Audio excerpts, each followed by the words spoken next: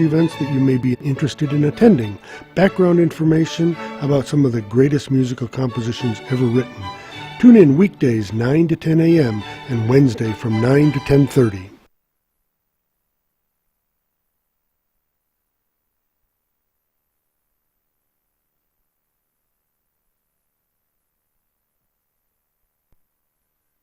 COVID-19 cases are high and it's overwhelming our healthcare system. The caregivers at San Juan Regional Medical Center need your help. Our resources are exhausted. We're very limited on what we have the capacity to do because we're being overwhelmed with the number of individuals that are requiring ICU care at this point. So what can you do to help? Most importantly, ignore the rhetoric and get vaccinated. Continue hand washing, continue to wear your mask and social distance. Help us so we can help you.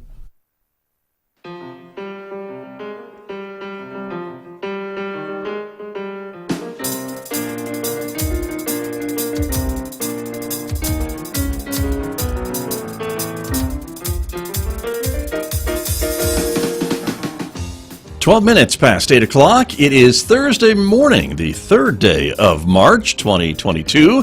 Good morning, everyone. I'm Scott Michlin, and thank you for tuning in to KSJE today, 90.9 FM over the air here in San Juan County, New Mexico, KSJE.com, everywhere else on planet Earth, and we welcome our viewers because this is a community-supported visual radio station, and the video is now streaming out live to the KSJE Facebook page, our YouTube channel, and our Twitter account. So thank you for joining us, everybody, because coming up in the next few moments, my monthly visit with archaeologist Paul Reed, and today we have a special guest from the Zuni Pueblo talking about Native American involvement in the protections of the Greater Chaco area of San Juan County in northwest New Mexico. That is coming up in the next few moments, so we hope you'll stay tuned and join me later on right here on KSJE. And then later on this hour, I'll be joined with several students from San Juan College from our film and digital media program. They'll be talking about the documentary that they have produced that will be aired statewide in New Mexico, featuring Native American stories from our area. So we hope you'll stay tuned for that coming up at 8:45 this morning. Next hour, of course, it's Roving with the Arts, our classical music program, and Mick Hess is going to take us roving with the arts. He is featuring music from Shostakovich on the program today. And don't forget, we invite you to connect with us on our Instagram page in addition to our other social media platforms such as Facebook and YouTube and Twitter. And you can subscribe for free to KSJE Podcasts wherever you listen to podcasts. So check it out. Maybe there's a show you have missed, and you can check those out and take us with you as you make your rounds this spring. Outside our studios this morning, it is a cloudy morning so far. We're expecting a partly cloudy day today, but mild weather continuing. Current temperature, 38 degrees in Farmington at the moment. We are on our way to a high of 70 today, overnight low of 42. And then tomorrow, a chance of rain showers with a partly cloudy Friday, the high near 60 on Friday, 51 with maybe some rain or snow mix on Saturday, maybe some more chance for rain or snow and colder weather on Sunday with a high only reaching 42. And maybe the showers will stretch into Monday with some thunderstorms. High of 46 on Monday, and as you can see, overnight lows from right around the mid-30s to the mid-20s for the next several days.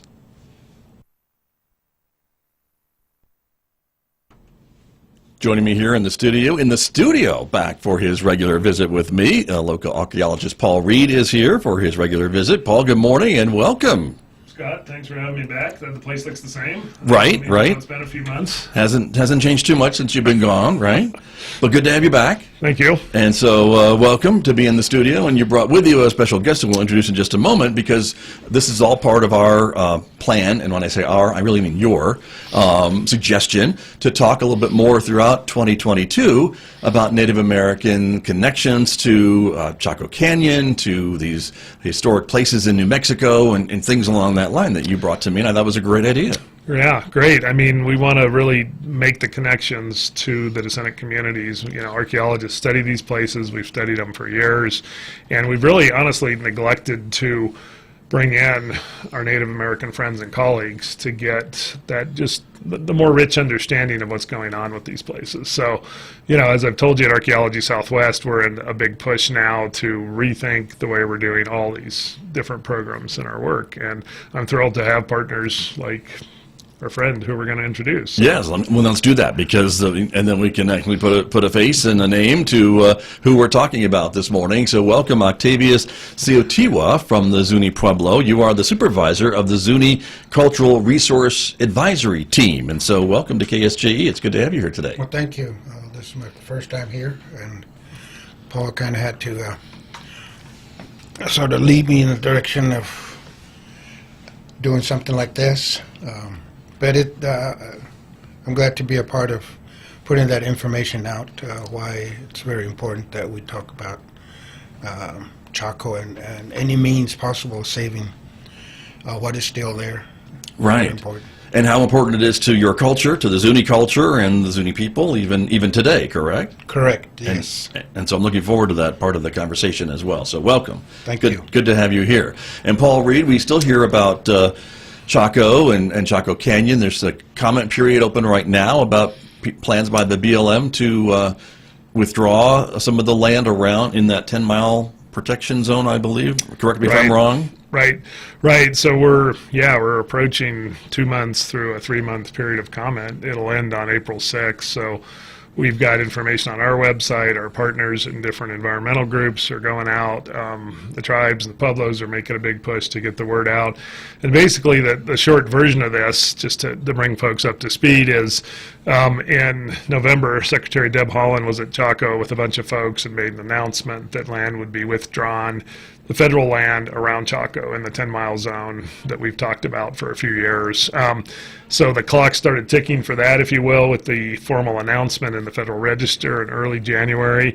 And what they're proposing to do is to take about 351,000 acres and just remove that from future federal oil and gas leasing. So, sort of the important part of this for existing rights is if there are leases or other things that are ongoing, those aren't affected. And this really is just the federal surface. So there's been some talk and I think some misinformation about this impacting Navajo Nation allotted lands or tribal trust. And not true. Not true. Those continue under the rules that exist now. This is a federal process to remove those lands, and I think really will help protect the sites that Octavius's folks, all our Pueblo descendant communities, and many other people across the country and the Southwest just value tremendously. Right, and as you and I have talked before, I mean, the land around Chaco Canyon that we're talking about is a kind of checkerboard, literally, area made up of lots of different ownerships and leasing rights and things along that line. This is just federal land, and that's what we're talking about. Right, just the federal surface and the subsurface rights that exist down there. Got you. So it is not the entire portion of the 10-mile zones for folks who might want to see greater preservation efforts. But, this is a very important step, we feel, to protect what are irreplaceable resources in Chaco, and not just that, but in the lands around Chaco. And this would be more of a permanent decision, I well, guess? it's a 20-year. It would be a 20-year withdrawal if it happens. And, with our political winds and the way they blow back and forth, a future administration could choose to go through this same process to open those lands again. Sure. We hope that wouldn't happen. And, of course, we're working, Octavius Pueblo at Zuni, the All Pueblo Council of Governors, many people are working to get a bill through the Congress to get permanent protection. That would be the next step. That would be the next step. So, but this land withdrawal is an initial step, and again, we're really happy to see this moving forward. And I think if I'm remembering correctly, when we've talked about this in the past, that when past maybe partials have come up, the BLM has just voluntarily withheld them from auction or from leasing. Isn't that how it goes? Yeah. And so everyone kind of holds their breath to see if that's going to work again? Yeah, and at this point we have a 2-year deferment, so nothing new will be put out for lease in this zone until this process finishes and is either complete and happens, or the withdrawal doesn't happen. I see. And the way it looks like the process is moving forward. We'll see how that works. But in the old days, before we had, sort of these different temporary moratoriums, because that was announced at some point during the prior administration, they weren't going to do anything around Chaco. But when they do, groups like Zuni Pueblo, Acoma Pueblo, they'll get the information and they'll protest. So in the past, when parcels have been withdrawn, it's been because voices have spoken up and said, we're concerned about this area, we don't want this leased. So what this would do is just remove the sort of back and forth. We're going to propose leases and then we're going to withdraw them. This would simply protect those lands, for a long period of time. Right. And that's something I think that Octavius and folks would be really happy about. So. Right. And I want to bring you into the conversation too, Octavius, a little bit about why this is so important to the Zuni Pueblo and I would say most of your people. I don't want to give an absolute because there may be some folks that might disagree with that, but from a cultural standpoint, why is it so important? Maybe talk to me a little bit about that. Well, I think it's the central hub of who the Pueblo people are. People have gone to Chaco and looked at all the different little villages, the little independent structures there, and they made up all these different pueblos that were there, and it's our belief and understanding that this is where we got most of our information of our Puebloan lifestyle, the community involvement that we still have within our Puebloan tribes. Also, the different religious societies also got training information from all the other different people that were there. So this place was a central place for, I guess, pointing us in the direction of who we are today as Puebloan people.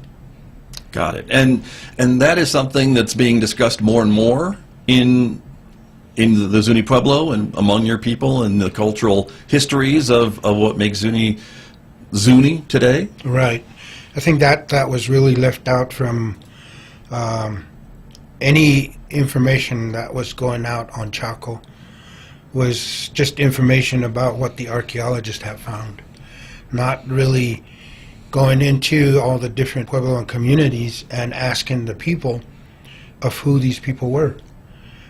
So all these, they're identified as one group of people in Chaco, but it's not. If you go there, you can identify different structures, different places of religious ceremonies, and then the smaller structures were aside from the ceremonies. These were little medicine curing houses. They're not really kivas, but right now they're all identified. The round structures are identified as kivas.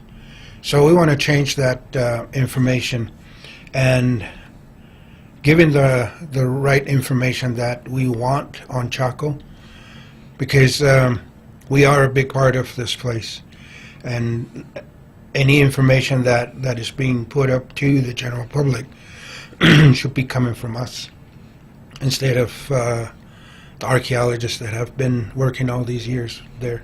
Right. And that's relatively new, isn't it, Paul Reed? You mentioned that, having folks from the Pueblo communities at the table as part of these ongoing discussions about Chaco and what these things mean. I mean, that is some of a relatively novel approach to the work that you were doing. Yeah, and it's crazy on one hand because the way anthropology was practiced more than 100 years ago, that's what was happening.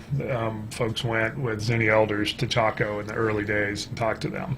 Zuni workers did a lot of the work at Chaco. They worked with masonry and they did excavations and other things. So, and other Pueblo groups were involved. And then archaeology kind of passed into this period of, I would call it in some ways extreme science for decades. And we didn't talk to descendant communities. And I think we stopped being interested in what we were learning from those groups, which to me is just, it's crazy on one hand, right? And so the fact that we have to go back and fix this now is the legacy of not having done the archaeology and the anthropology the way we should have been doing it for decades. So, I'm grateful that there are individuals like Octavius and my other friends and colleagues in different descendant communities and different pueblos who want to talk to us, partner with us, and get these stories out.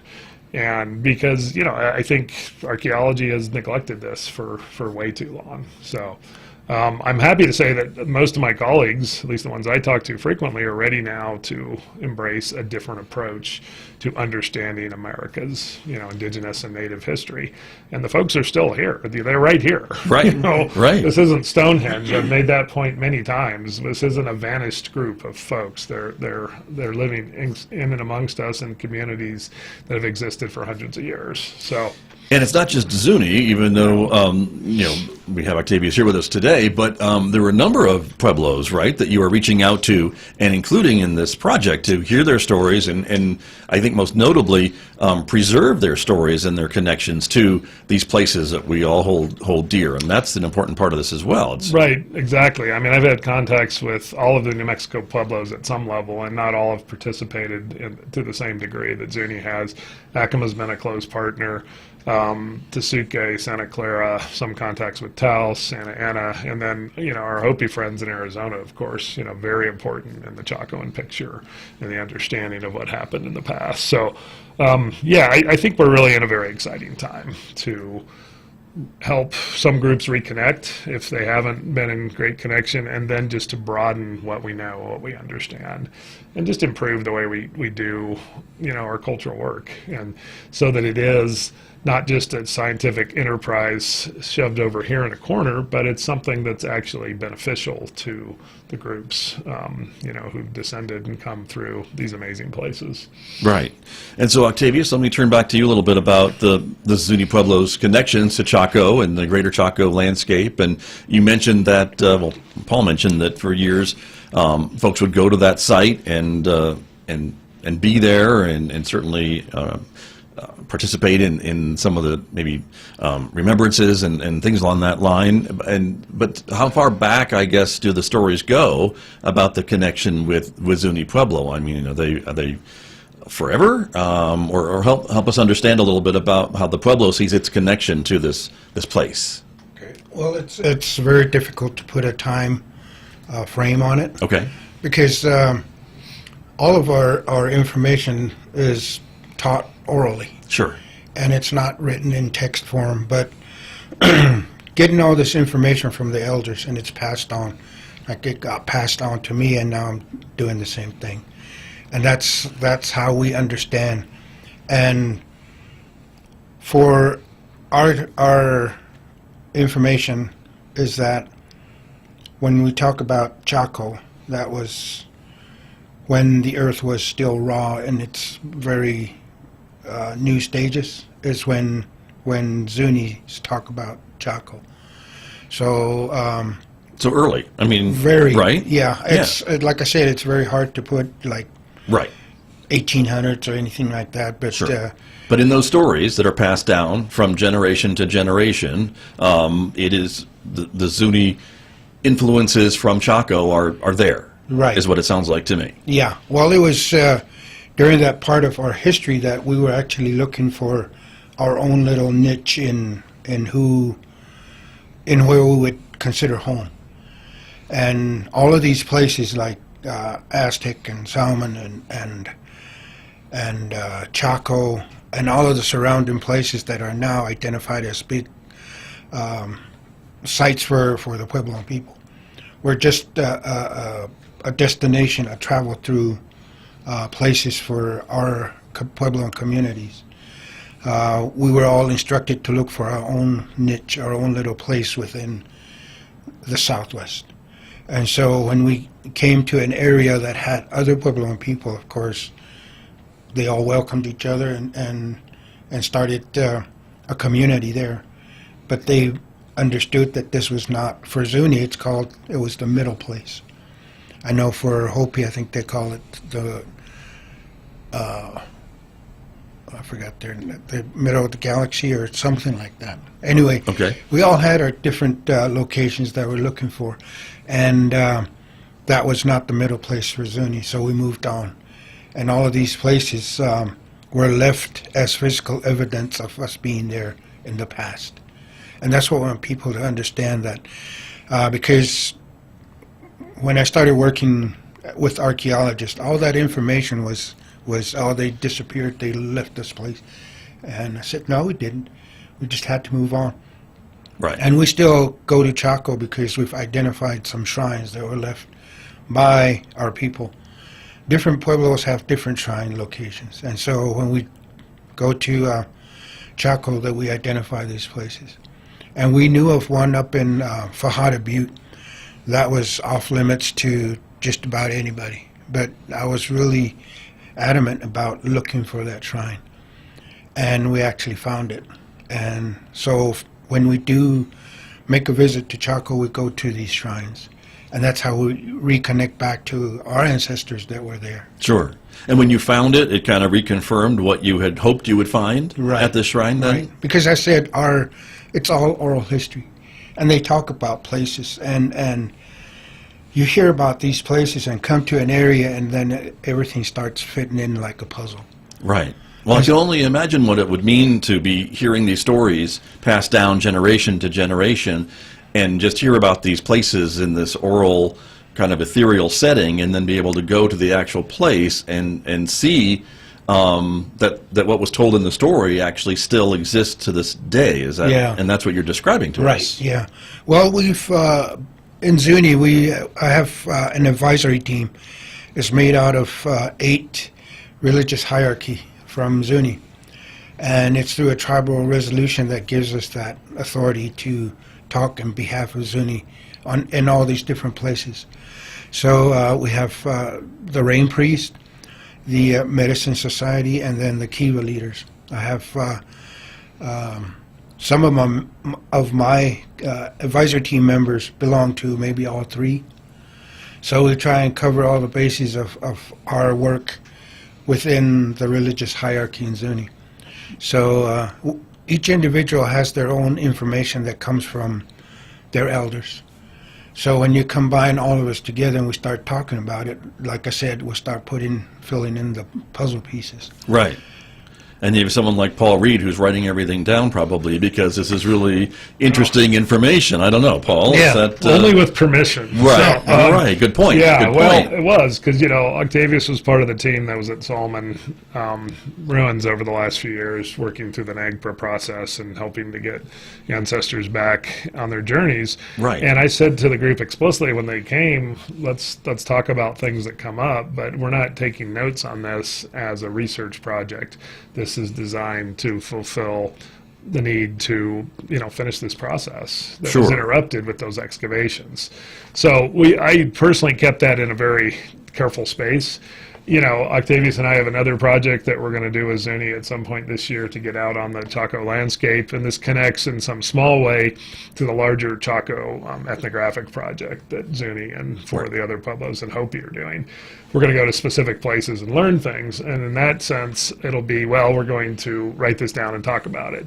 So, one of the things, it's good you brought this up, Scott, because in the past, people would go and talk to different folks in different communities and just write things down and basically go write books and never come back to the communities or say, hey, can we talk about this? Right. And of course, Frank Cushing at Zuni is one of the worst examples of somebody betraying deep, deep secrets and very sacred knowledge without the consent of Zuni Pueblo. So we're, those of us who do ethical work, which I hope is most of us, are super careful about that these days. Right. It was amazing for me to go to Chaco with Octavius and the team from Zuni when we were in the midst of the Solomon work, because we just wanted to reconnect to Chaco, and just hearing the discussions. And like he said, getting all these society leaders and Kiva leaders together, it's an amazing synergy and from my outside perspective, and what they learn about those places and what it means to them is amazing for me to watch. Right, but it is a bit of a cultural tiptoeing, I suppose, right, to make sure that everyone is treated respectfully and cultural concerns are addressed and respected and things along that line, not just with Zuni Pueblo, but with all the other Pueblo partners that you are working with, correct? And this project and many others, I think, that's right, is part of this. Yeah, and that's just part of my re-education. As I learned archaeology in the 80s in a very specific way, and I've had to unlearn a lot of that, and then that's been fine for me, because it's been a time of great personal growth, and again, seeing the connections of Octavius and the Zuni folks and many other groups to these places on the landscape that I've understood from a certain perspective. This is totally broadened for me what I think I know, as just a person and not even as an archaeologist. So it's been very valuable. Right. Very grateful. Right. And Octavius, let me ask you, I mean, I would guess, hopefully an educated guess, that a level of trust has to be there when you're working with someone like Paul Reed and talking about some of these very important cultural milestones, cultural landmarks and things along that are maybe part of the Pueblo's culture and maybe private and supposed to be private, but yet to share them with someone like Paul, who can continue his work but also be respectful. I would think that having a level of trust is very important to having anything like this project move forward. That's correct. When I first started at a young age, I was the youngest member of the advisory team, and to this day I'm still questioning why and how I was invited to join the elders. And just listening to the elders talk about all these different places was the information that I received through them, and that I'm still talking in their spirit and the language that they used in telling me about these different places. So when all these different books from Bunzel, Stevens, Cushing, when they came out, the elders reluctantly talked a little about some of the information that are in the books. But these individuals were very forceful and used different ways of getting them to talk. So when that information was put out in books, that our elders went and within themselves and they didn't want to put any more information out. But when I joined, I started working with Park Service archaeologists and having that information not going out for protection of these places was difficult to have my elders understand. It took one example to really change their attitude again to divulging a little information. And sometimes I use that information of how it changed, but this is a very short time that we have, but it convinced them to start putting a little information, their own information, not because when I read Cushing and Bunzel, I would say it was 80% assumption of what the Zunis did or what they understood is in that book. And I read a little, said, I'm not going to read anymore because it's not true. Right. And so, and I told my elders a little information would go a long way in protection of these places. And so they opened up a little, but before they talked to Park Service archaeologists, they wanted to talk amongst each other. And of course, either myself or Lauren Pantilla would be the spokesperson for the elders. And they would tell us what we want, right, what information went out there. So, and from there, I started working with different groups, different federal agencies, and the information that I received from my elders is still the same information that I'm putting out there, because all of this information comes from the respect and the openness from the elders to tell the younger people about all these places. And in order for them to give that information out, when you're listening, you're not supposed to be asking questions. And if they figured that you asked a question that they didn't want to answer, they would just, that's it. Right. You're not getting any more. Right. So True. it's difficult to be working with the elders because they're the ones that had the information from their elders to the other elders, and it kept going back to when, like I said, when the earth was still in its raw stages, when we were in all these different places. Right. I understand, but I would think it's also important maybe to them to set the record straight and to make sure that correct information is out for the younger generations and things along that line. And that was my next question to you about, what do you hope younger folks who maybe are as old today as you were, maybe when you first started working with the elders in the Zuni Pueblo, and what do you hope that they learn about Zuni's connection to Chaco and this area and the landscape as we see maybe this these changes take place, maybe in a more 20-year permanent period? Well, it's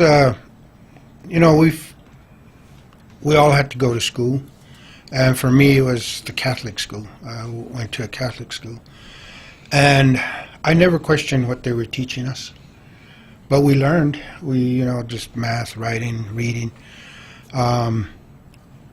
and when I started going to high school, I started going through different types of history classes and civics classes, and graduated through high school.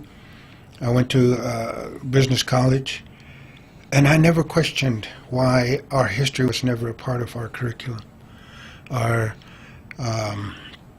own native history of places like this. Never taught. Never taught. Never even mentioned in school. In fact, we were forbidden to talk in our language. So now it's our opportunity with places like this here to put that information out. Because history, all these places were left as a legacy to us to protect. And that's what we want to do, is put that information out for our young people to understand that all of these places are not abandoned, and they're not ruins. They're ancestral sites. And they still have that same ability, the same information that they left behind is now going through the different processes of education for our young generation to learn about all these different places. And so we're now the teachers for putting that information out to our younger generation. And this is a good way of putting that information out. And it took me a long time to figure out that we had to go through, instead of just talking about it. Because nowadays, if you see a young person, they have their phones, their tablet, their computers. And I was looking at ways to put that information out. Right. And so back in 2016, we acquired some funds to do a video of our travels down the Colorado River. And we finished that video in 2016, and it's called Then, Now, and Forever, Zuni in the Grand Canyon.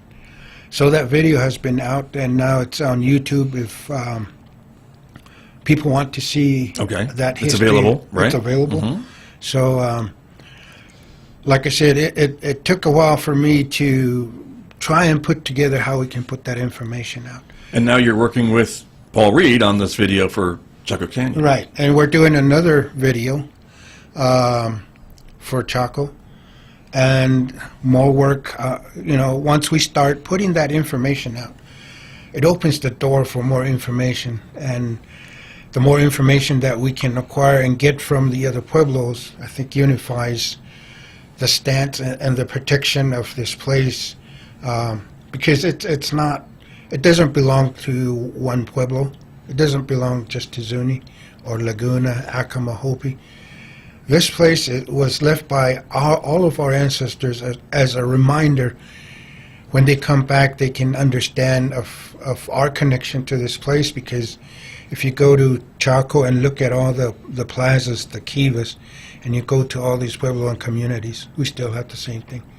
And so when I talk about time, I always say that nothing has really changed of who we are from what happened in Chaco and Salmon and all these places to where we are in Zuni.